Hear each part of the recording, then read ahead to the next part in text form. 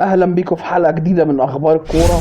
فاكرين لما قلنا لكم ان الاهلي عرض 50 مهاجم على كولر، والحقيقه اللي قاله وكيل كولر وانه عاوز مهاجم بيتحقق دلوقتي، وان الاهلي عرض عليه 50 مهاجم، والاهلي عرض 50 مهاجم على كولر، والاهلي قال له اتفضل 50 مهاجم وشوف كل السيفات وكل الناس، كل السيفات وكل الناس.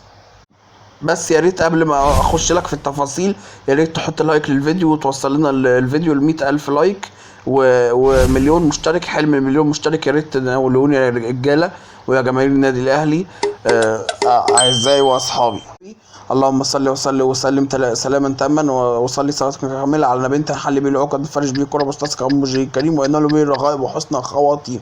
عليه افضل الصلاه سيدنا محمد. حط لايك وصلي على النبي في الكومنتات. نخش في موضوعنا على طول. فالاهلي قال لكولر اتفضل 50 مهاجم، احنا شلنا ايدينا، اللي انت عاوزه واللي هتطلبه هتلاقيه. احنا شلنا ايدينا من ملف المهاجم ده، وانت اللي هتطلبه هنكون موفرينه لك ان شاء الله. الاهلي قال له احنا شلنا ايدينا من الموضوع ده، وانت اللي هتعوزه هنمدوا لك معاه على طول. والعلم بقى الاهلي فتح على الميزانيه زي ما قلنا لكم في الفيديو اللي فات، ومن المقرر ان يكون مارسيل كولر مستقر على مهاجم نضيف كده، ويلقبوه بقى بهالاند افريقيا ان شاء الله. وبنوه لحضراتكم تاني، الاهلي رفع مبلغه الى 3.5 مليون دولار في حالة وجود مهاجم يستحق هذه الفلوس وهذا الموارد المالية الضخمة.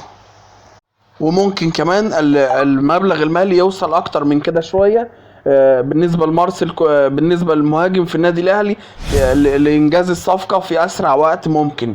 وترك حرية الاختيار للراجل ده، هو مارسيل كولر المهاجم السويسري المخضرم. طيب كولر بيفكر ازاي؟ طيب حد يسألني من متابعيني وحبايبي متابعين اخبار الكوره، كولر بيفكر ازاي؟ كولر عاوز مساله انه عاوز مهاجم. لو حد سألني هقول لك عاوز مهاجم وبشده. طب اللي كان موقف الموضوع ايه وانه زعلان زعل شديد ان سوزا ما راح من ايديه، فشل المفاوضات مع سوزا، وقالوا له اختار اداره النادي الاهلي. يا سوزا في نهايه ديسمبر او في يناير هيكون معاك، عشان اداره النادي اللي فيه متمسكه بيه جدا باللاعب سوزا. فطبعا ده اللي معارض الصفقه.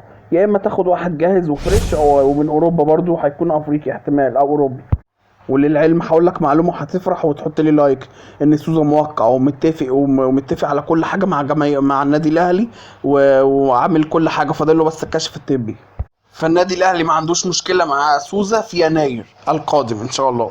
انا بقول لك انفراد دلوقتي، فالراجل مارسيل كولر دلوقتي هو اللي هياخد القرار في امضاء مع مهاجم حاليا، او يستنى اليناير المقبل ان شاء الله ويمضي مع اللاعب اللي هو نفسه فيه، نفسه انه يلعب ويلبس تيشيرت النادي الاهلي ويتامل فيه امل كبيره انه يلعب مع النادي الاهلي. اللاعب سوزا، جوستافيو دي سوزا.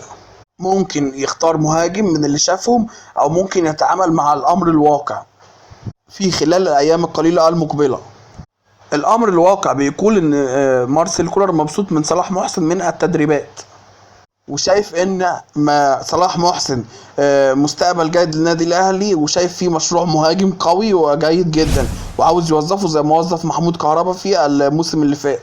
شايف ان هو بفضل الله ثم فضل مارسيل كولر انه وصل كهربا الى ان هو يبقى هداف دوري ابطال افريقيا. فشايف ده بقى في صلاح محسن. بقى معلومه جديده، كولر مبسوط جدا جدا من صلاح محسن من اللي شافه في التدريبات في النمسا في الايام القليله المقبله الماضيه عفوا.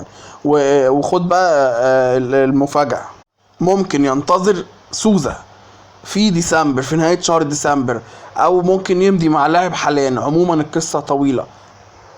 بكده نكون خلصنا معاكم الفيديو يا جماعه. والله لو لا ستر الله ما كانش حد فيكم اتفرج علينا من كثره المعاصي والذنوب.